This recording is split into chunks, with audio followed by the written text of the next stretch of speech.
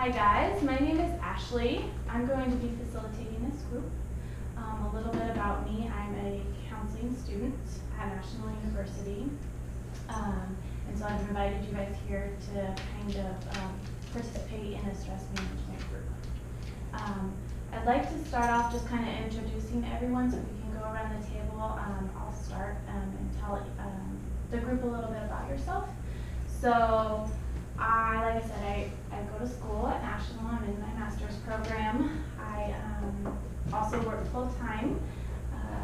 I have a pretty intense family, no kids, and I really like to do, for fun, I like to do some baking and art and go outdoors and adventure. So, who else would like to share? I'll go. My name is Tammy. I am a mental health rehabilitation specialist with Victor Treatment Center. I work full-time. The last of my children has just moved out of the area, so I have empty nest syndrome a little bit. And I fill that void by working 60-hour work weeks. I'll go next. My name is Robin, and I work full-time as well. And then I have a second job that I only do for an hour a week. And it's just extra income. I have one child that's enough. He's 15, so, and I like to do a lot of outdoor stuff for fun. Lots of recreational swimming and stuff like that. Well, I'm Kristen. I'm also a master's student at National, and I work full-time as well. I live by myself, but I have a boyfriend, and he has 2 boys, so we're quite busy all the time. For fun, I like to do outdoor stuff. I like to go paddleboarding and hiking. We're actually going to hike Mount Whitney coming this spring, so that's exciting. And that's about it. Awesome. Well, thanks guys for being here.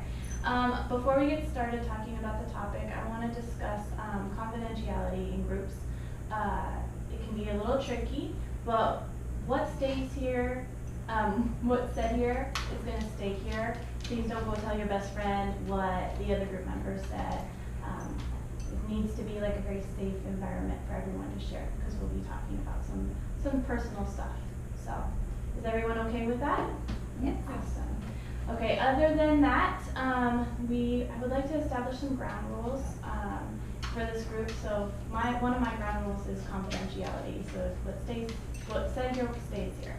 Does anyone else have some ground rules that they'd like to add to this group?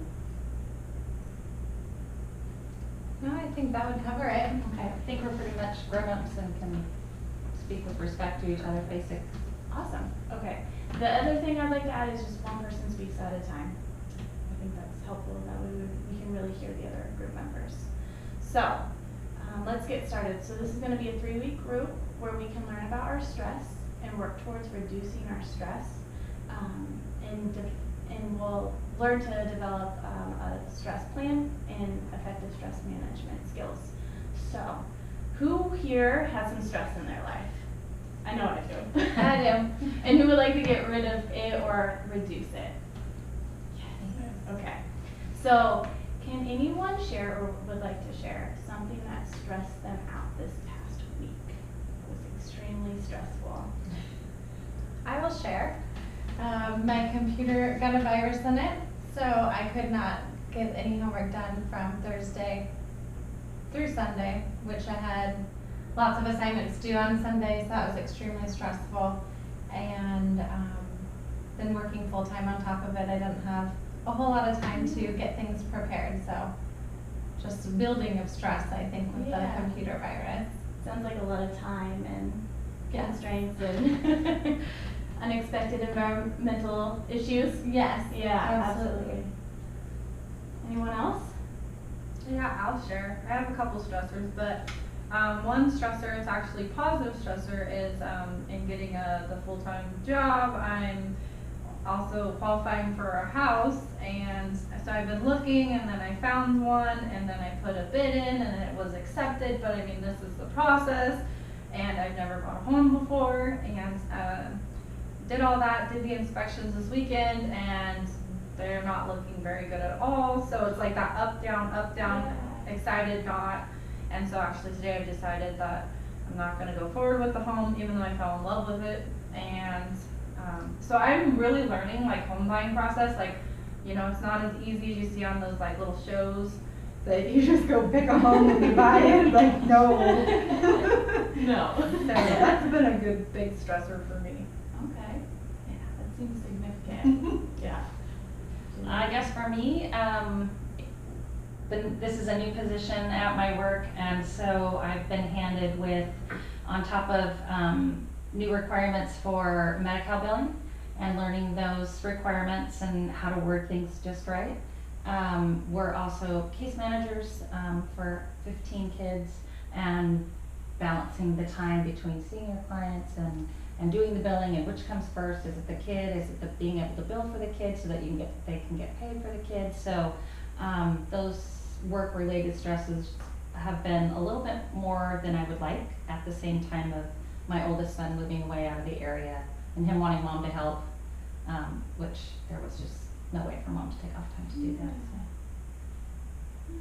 So. Yeah. Okay, so in front of you guys is a stress inventory, and you guys, if you want to start filling that out, you guys can take a couple minutes and reflect on some of the things that over time in life, but more currently, are stressing you out or kind of get to you.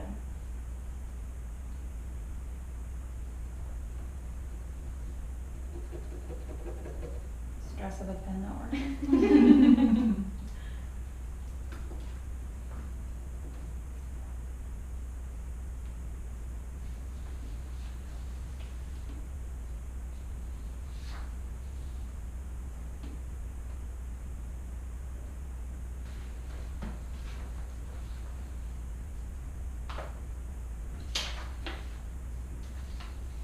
Okay, so when you guys went through it, did you guys notice, or if you want to reflect on it right now too, did you notice any themes in some of the things that give you stress? Some of the things like that are higher on your list versus lower on your list. Did you notice any themes? Yeah. So we're gonna do it like a group activity where we're just gonna go through each letter. So A, demands of school and work. Did anyone rate that pretty high on there? I did too. So that can be pretty common. So yeah, it's obviously listed number 1 on the list. So conflict with society, did anyone rate that one high or low? Low. Low. Yeah. Conflict with family or parents. Anyone rate that high? That one is always high on my list. Yeah, mine too. I can experience some of that from time to time. What about? My mother's not coming to visit till next month, so I'll change that towards the end of this. Health of self. I have that one pretty high, but that's just Yeah. from recovering from Yeah. surgery. I rate that high just because sometimes I'm like, I feel like there's something kind of going on, but I don't know. Just taking care of yourself. Yeah, that's more my, my, like, trying to find time to exercise and eat healthy rather than like throw a frozen meal in.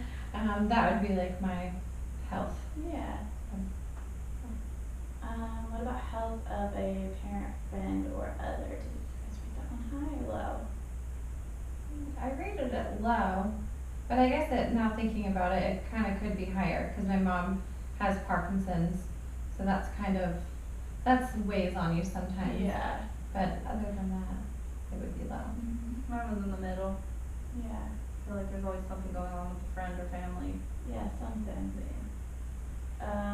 What about living arrangements?